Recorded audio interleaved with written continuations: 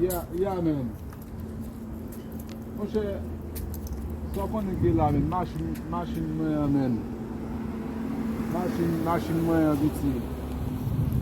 Mwen konen machin nan, sa gin ge la gos. Di gin pa ka start. Wazan men di, mwen ge machin che pat me amen. E kou de kale kon sa, men machin nan vin pa ka start. Wazan men di, le machin nan pa ka start kon sa. So men mal chanje lumiye yo, pou mwen si li pat ap start. Atout mwen chanje lumiye yo, li pa ka start. Wazan mwen di mwen? Mwen chanje otovize machin nan stil pa ka start men. Sa ou mba, franchement men, ban sa mwen fe. Kounya la se nan garaj mbal menen la. Wazan mwen di la?